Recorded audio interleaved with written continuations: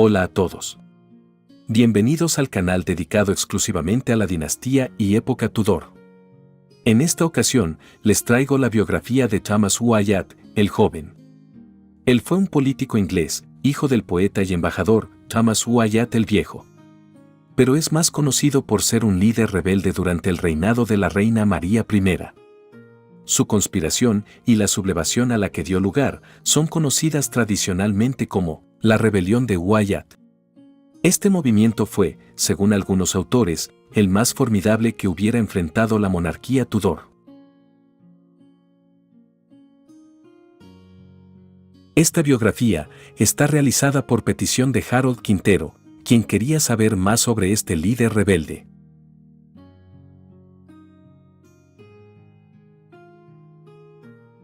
Antes de continuar, les hago saber que me encuentro trabajando en la biografía del rey Enrique VII, con mucho más contenido y mejor edición de voces que la versión publicada en este canal hace ya un año. Esto lo estoy haciendo, simultáneamente, con la preparación de otros materiales biográficos y de interés para todos ustedes. Espero que la nueva modalidad de voces combinadas sea de su agrado, e igualmente ofrezco mis disculpas si no podré mantener el ciclo de subidas en los siguientes días. Y a continuación, la historia. Sir Thomas Wyatt, el joven, hizo historia al afectar la vida de 3 reinas. Amenazó a una, aceleró la muerte de una segunda y posiblemente salvó a la tercera. El joven Wyatt nació en 1521 en la casa de la familia en el castillo de Allington, en Kent. Era el hijo mayor y único sobreviviente de Sir Thomas Wyatt el Viejo y de la esposa de este, Elizabeth Brock, hija de Thomas Brock, tercer Lord Cobham. La historia describe al viejo Wyatt, el poeta, como amigo y diplomático de Enrique VIII. Él también tenía vínculos muy cercanos con los amigos más queridos de su padre, Sir Thomas More y Thomas Cromwell. Tom el Viejo es mejor recordado por haberse enamorado de Ana Bolena, aunque sabiamente se hizo a un lado cuando Enrique VIII expresó interés en dicha dama. Y cuando el rey perdió interés en Ana, la tía del joven Wyatt, de nombre Mary, acompañó a esa reina al andamio. Ana le dio a Mary su libro de oraciones y susurró sus últimas palabras para Enrique. Por su parte, Lady Elizabeth Brock era una mujer cuyo pedigrí era muy superior al de su esposo. Ella descendió de Guillermo el Conquistador, los duques de Normandía, y los vikingos épicos de la leyenda que los precedieron. Esta fue la tercera generación de Wyatts en vivir en el castillo, que una vez fuera propiedad del medio hermano de Guillermo, el obispo Odo. Elizabeth era descendiente de Juan de Gante, el duque de Lancaster, al igual que Enrique VIII y la reina Catalina de Aragón. La mayoría de las casas reales de Europa están conectadas a través de esta línea.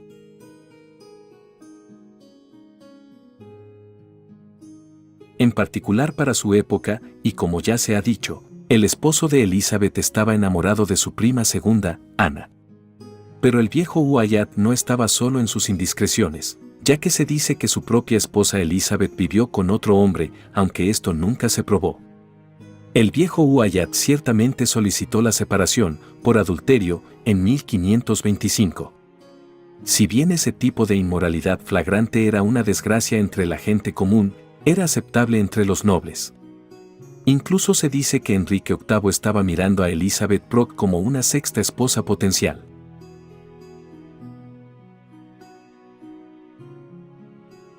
Wyatt el joven fue criado como católico. Se le describe como de 21 años y más en la Inquisitio Post-Mortem de su padre, que fue fechada el 8 de enero de 1542. El duque de Norfolk fue uno de sus padrinos. En la infancia, se dice que Thomas acompañó a su padre en una embajada a España.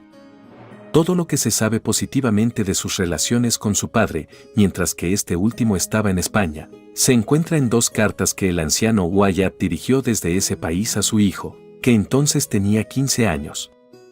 En las cartas, el poeta da muchos consejos morales sólidos a su vástago.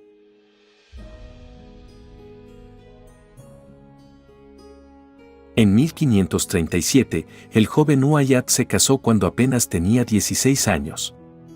Su esposa se llamó Jane Hood, la hija de Sir William Hood, de Bishopsbourne, Kent. Y a través de ella, Thomas adquirió la mansión de Weibering. La pareja tuvo unos 10 hijos. 3 de ellos se casaron y continuaron el linaje. Uno de esos hijos, una hija llamada Anne, se casó con Roger Twisden y su nieto fue Sir Roger Twisden, quien a su vez heredara el manuscrito sobre la vida de Ana Bolena, titulado Extracts from the Life of Queen Anne Boleyn, y que fuera escrito al final del siglo XVI. Wyatt el joven obtuvo la propiedad del castillo de Allington a la muerte de su padre en 1542, además de la abadía de Bosley, en Kent, con muchas otras propiedades. Pero la finca familiar estaba en mal estado, y Wyatt vendió algunas tierras periféricas el 30 de noviembre de 1543 al rey, recibiendo por las mismas casi 4.000 libras esterlinas. En 1542, Thomas dio otra de sus propiedades en Dorset a un hijo natural, de nombre Frances Wyatt, cuya madre era Elizabeth Darrell, hija de Sir Edward Darrell, de Litlecote. Se nos dice que el joven Wyatt era de temperamento algo salvaje e impulsivo. A una edad temprana, había conocido al discípulo de su padre, Henry Howard, conde de Surrey, y durante la cuaresma de 1543 se unió a dicho conde y a otros hombres jóvenes, para romper por la noche las ventanas de las casas de los ciudadanos y las iglesias de Londres. Todos fueron arrestados y traídos ante el Consejo Privado el 1 de abril, y fueron acusados no solo de actos de violencia, sino de haber comido carne durante la cuaresma. Surrey explicó que sus esfuerzos estaban dirigidos a despertar a los ciudadanos de Londres, que estaban sumidos en el pecado. Wyatt se inclinó a negar los cargos, y por ello permaneció en la torre hasta el 3 de mayo. En el otoño de 1543, Wyatt se unió a un regimiento de voluntarios que Surrey planteó, a su propio costo, para participar en el asedio de Landrecies, en Francia. Wyatt se distinguió en las operaciones militares y fue muy elogiado por Thomas Churchyard, quien estaba presente. En 1544, Wyatt participó en el asedio de Boulogne y recibió un comando responsable el próximo año. Cuando Surrey se convirtió en gobernador, Thomas se unió al Consejo inglés allí, siendo el 14 de junio de 1545. Surrey, escribiendo a Enrique VIII, elogió la resistencia, el dolor, la circunspección y la disposición natural de Wyatt a la guerra. Él parece haber permanecido en el extranjero hasta la rendición de Boulogne en 1550. En noviembre de ese mismo año, Thomas fue nombrado comisionado para delimitar la frontera inglesa en Francia, pero debido a su mala salud no pudo actuar en dicho cargo. Posteriormente, afirmó haber servido a la reina María I contra el duque de Northumberland, cuando este último intentó asegurar el trono de su nuera, Lady Jane Grey.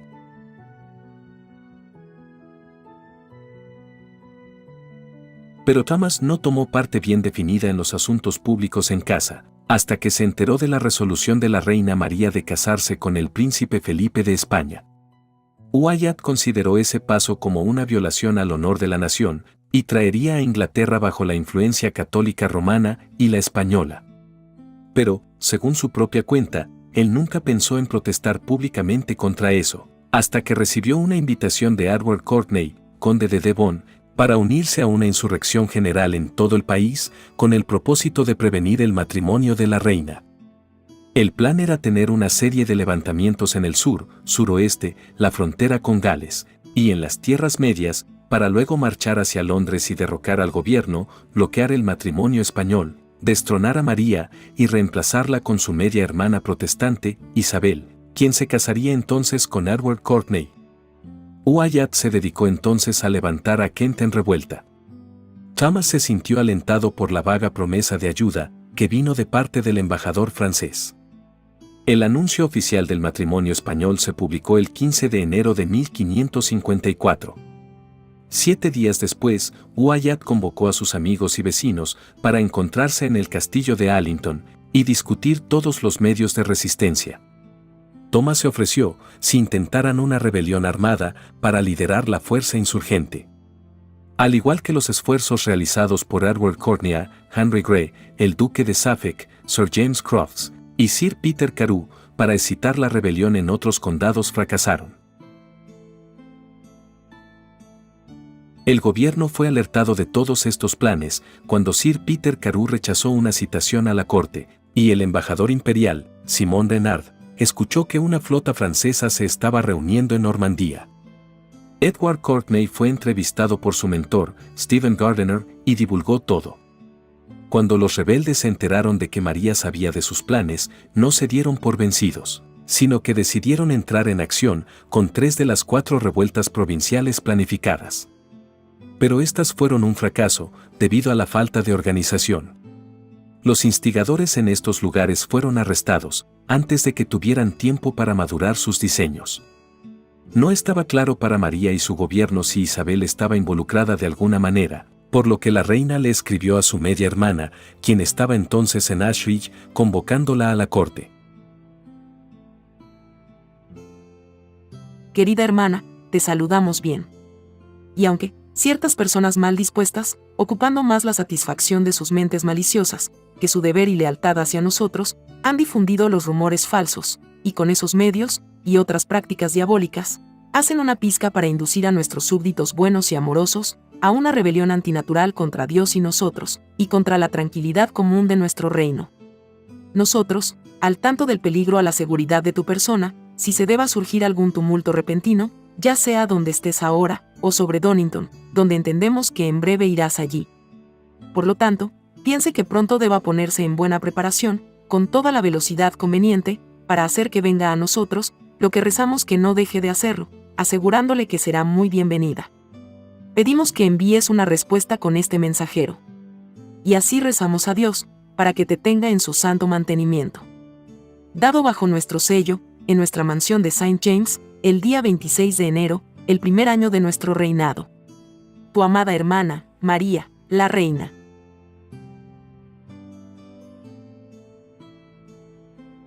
La historiadora Lenda Porter escribe sobre cómo Sir James Croft, uno de los conspiradores, le había aconsejado a Isabel que se mudara a su casa en Donington, Berkshire, para estar fuera de peligro, y es claro por la carta de María que ella sabía de estos planes. Según los embajadores del emperador, Isabel se excusó de obedecer la citación de la reina, porque estaba enferma, y le rogó a esta última que enviara a su propio médico para ver si su malestar era fingido o no. María envió a sus médicos a Ashridge, y se confirmó que Isabel estaba realmente enferma. No obstante, los médicos dijeron que ella estaba lo suficientemente bien como para viajar. Así que Isabel emprendió su viaje a la corte.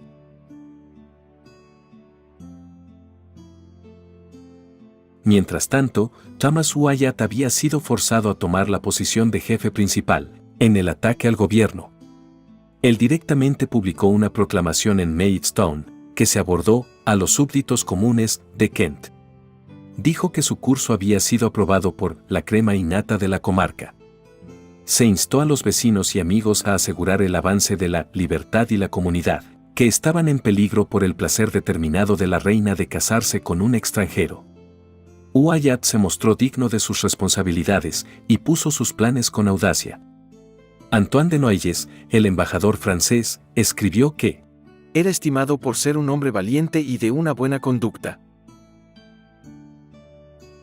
Mientras que el embajador francés en Escocia, que en ese momento estaba en Londres, informó al rey francés que Wyatt era un caballero gentil y estimado por las gentes de este reino. 1500 hombres pronto se alzaron en armas bajo su orden, mientras que 5000 prometieron unirse más tarde. Wyatt arregló para tener su sede en el castillo de Rochester. Algunos cañones y municiones lo fueron enviados en secreto por sus agentes en Londres. Se erigieron baterías para ordenar el paso del puente en Rochester y la orilla opuesta del río. Cuando la noticia de la acción de Wyatt llegó a la reina y al gobierno en Londres, se emitió una proclamación que ofrecía el perdón a sus seguidores, siempre y cuando abandonaran el plan en 24 horas y se fueran pacíficamente a sus hogares. Los oficiales reales, con sus retenedores, fueron enviados para dispersar pequeños contingentes de los asociados de Wyatt mientras se dirigían a Rochester. Sir Robert Southwell rompió una banda bajo un insurgente llamado Nevet. Lord Abergavenny derrotó a otro refuerzo, dirigido por un amigo de Wyatt llamado Islay. mientras que los ciudadanos de Canterbury rechazaron las súplicas de Wyatt de que se unieran a él y ridiculizaron sus amenazas. Pero Thomas mantuvo el espíritu de sus seguidores al anunciar que diariamente esperaba socorro de Francia, y distribuyó informes falsos de levantamientos exitosos en otras partes del país. A finales de enero, la fortuna de Wyatt parecía desesperada. Pero la marea cambió durante una temporada a su favor, cuando el gobierno ordenó al duque de Norfolk marchar desde Londres contra el cuerpo principal de Wyatt, con un destacamento de guardias recubiertos de blanco, bajo el mando de Sir Henry Jerningham. La maniobra le dio a Wyatt una ventaja inesperada. El duque fue seguido inmediatamente por 500 londinenses, recolectados apresuradamente por un tal capitán Brett, y luego se unió al sheriff de Kent, quien había llamado a las bandas entrenadas del condado. La fuerza así encarnada por el gobierno era inferior en número a la de Wyatt, e incluía a muchos que simpatizaban con los rebeldes. Tan pronto como se pusieron en contacto con las fuerzas de Wyatt en Rochester, la mayoría de ellos se unieron a él, y el duque, junto con sus oficiales principales, huyó hacia Gravesend. Entonces Wyatt se dirigió a Londres a la cabeza de 4.000 hombres. Encontró el camino abierto. A través de Dartford y Gravesend, marchó a Blackheath, donde acampó el 29 de enero de 1554. El gobierno reconoció la gravedad de la situación y le envió a Wyatt un mensaje, invitándolo a formular sus demandas, pero esto era solo un medio para ganar tiempo. Mientras tanto, el Consejo Real suplicó a la reina que abandonara la capital. Pero María se negó, y el 1 de febrero, ella pronunció un discurso al gobierno de la ciudad, en el Guildhall, recordándoles que ella era la reina de Inglaterra, que estaba casada con el reino y las leyes, que ella era la verdadera heredera del trono, hija de su padre, y que ella amaba a su gente. María dijo: En la palabra de un príncipe, no puedo decir como, naturalmente, una madre ama a su hijo, porque nunca fui madre de ninguno. Pero ciertamente, si un príncipe y un gobernador pueden amar tan natural y sinceramente a sus súbditos, como una madre, entonces, estén convencidos de que yo, siendo su señora y soberana, los amo tan ferviente y tiernamente. Según el diarista, Henry Machen, María terminó el discurso diciendo que nunca tuve la intención de casarme fuera del reino, sino por el consentimiento y los consejos de mis concejales. Y nunca me casaría, sino para la felicidad de todos mis verdaderos súbditos. Este emocionante discurso con algo de mentiras hizo el milagro esperado y la reina se ganó a la gente. Wyatt fue proclamado traidor. A la mañana siguiente, más de 20.000 hombres inscribieron sus nombres para la protección de la ciudad. Se tomaron precauciones especiales para la seguridad de la corte y la torre. Muchos puentes sobre el Támesis, a una distancia de 15 millas, fueron destruidos. Todos los pares en el vecindario de Londres recibieron órdenes de llamar a sus hombres a las armas. Y el 3 de febrero se ofreció una recompensa de la tierra, por valor anual de 100 libras al año, al que lograra capturar a Wyatt. El mismo día, Thomas ingresó a Southwark, pero sus seguidores estaban alarmados por los informes de la actividad del gobierno. Muchos se fueron, y Wyatt se encontró obligado por las baterías de la torre a irse de Southwark. Volviendo hacia el sur, dirigió sus pasos hacia Kingston, donde llegó el 6 de febrero. El río se cruzó sin dificultad y se formó un plan para sorprender a Ludgate. En el camino, Wyatt esperaba capturar el palacio de Saint James, donde la reina María se había refugiado. Pero sus esquemas fueron traicionados rápidamente al gobierno. Un consejo de guerra decidió permitirle avanzar en la ciudad y luego acosarlo desde varios puntos. Thomas procedió el 7 de febrero a través de Kensington a Hyde Park, y tuvo una escaramuza aguda en Hyde Park Corner con una tropa de infantería. Escapando con una disminución de sus seguidores, él pasó el camino del palacio de Saint James. Pasando por Charing Cross a lo largo de la calle y por Fleet Street, Thomas llegó a Ludgate a las 2 en punto de la mañana del 8 de febrero. Pero la puerta le fue cerrada en su cara y él no tenía los medios o el espíritu para tomarla por asalto. Sus números disminuyeron en el pasaje por Londres y Wyatt se retiró con muy pocos seguidores al Temple Bar. Allí fue recibido por el Norroa Harold y, reconociendo que su causa estaba perdida, se entregó voluntariamente.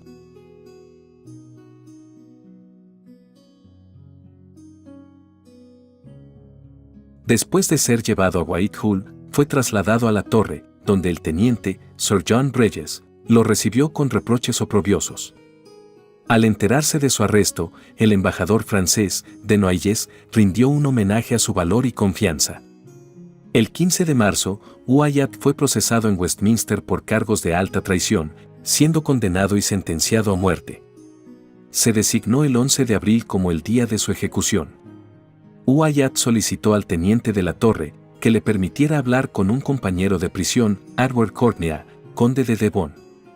Según el informe de dicho teniente, Wyatt se puso de rodillas y le rogó a Courtney que confesara la verdad de sí mismo. La entrevista duró media hora. No parece que haya dicho nada para implicar a la princesa Isabel, pero Wyatt parece haber reprochado a Courtney con ser el instigador de su crimen. Para cuando Isabel llegó a Whitehall, la rebelión había, por supuesto, fracasado. Ella negó cualquier conocimiento previo de la rebelión o del complot para ponerla en el trono, pero fue llevada a la torre el 18 de marzo y encarcelada allí, mientras el Consejo de María intentaba implicarla.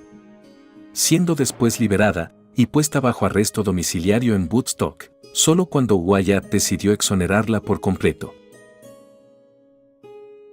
Y en efecto, en el andamio, en Tower Hill, Wyatt pronunció un discurso aceptando plena responsabilidad por sus actos, y exculpando por igual a Isabel y a Courtney. Y mientras se dice y murmura en el extranjero, que debería acusar a la gracia de mi señora Isabel, y a mi señor Courtney. No es así, buena gente. Porque les aseguro que ni ellos ni ningún otro estaba al tanto de mi plan.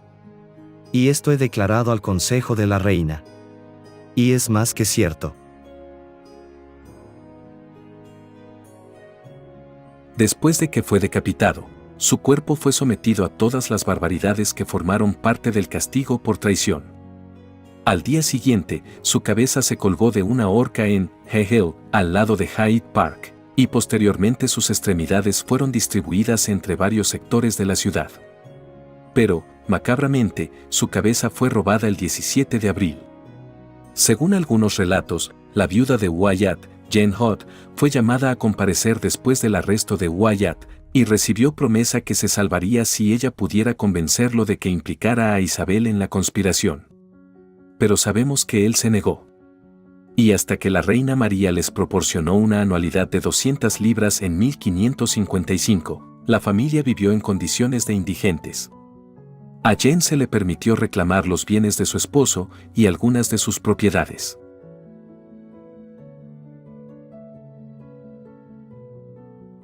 Otra consecuencia trágica de la rebelión de Thomas Wyatt fue el triste destino de la joven reina de los 9 días, Jane Grey, y de su esposo, Guilford Dudley. María sabía que Jane era inocente, pero tomando consejos de Carlos V, la reina decidió hacer un ejemplo de ambos. El llamado rollo de Twisden contenía los pedigríes y la heráldica de las familias Twisden, Wyatt, Scott, así como el pedigrí y heráldica de la familia de Elizabeth Woodville, la reina de Eduardo IV, cuya tía, también llamada Elizabeth, se había casado alrededor de 1430 con William Hood, un antepasado de la esposa de Thomas Wyatt, el más joven. En 1571, la reina Isabel I restauró a la familia en sangre y propiedades, a través de la influencia de un pariente lejano. En este momento, George Wyatt era el único hijo sobreviviente de Thomas.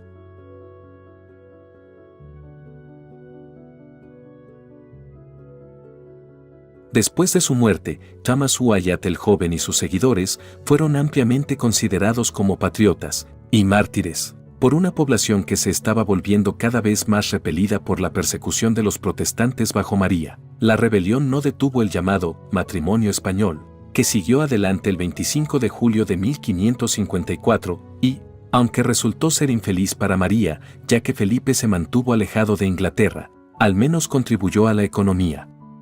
El príncipe había traído consigo 20 cargas de plata del Nuevo Mundo, un impulso muy necesario a la Casa de la Moneda en la Torre de Londres.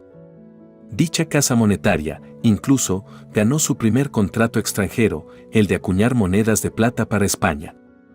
El Parlamento había desconfiado de aprobar la boda, tal vez a la luz de la rebelión, por lo que María se vio obligada a admitir que Felipe se convertiría en rey solo en nombre, y no gobernaría Inglaterra después de su muerte si no tuviera hijos. Después de la rebelión, María se volvió mucho más despiadada con sus enemigos, quienes para ella ahora eran todos protestantes. La línea oficial era que la rebelión de Wyatt había querido poner fin al catolicismo en Inglaterra, un motivo mucho más aceptable para la reina, que de lo contrario habría tenido que admitir que su gente no aprobaba a su esposo. Durante los años restantes de su reinado, 287 creyentes, hombres y mujeres, fueron quemados en la hoguera durante un periodo de 4 años. Entre estos estaban el antiguo arzobispo de Canterbury, Thomas Cranmer, y los prominentes obispos, Hugh Latimer y Nicholas Ridley. Sin embargo, estas ejecuciones públicas solo sirvieron para avivar los incendios de resentimiento contra la reina, que pocos años después se hizo conocida como Bloody Mary.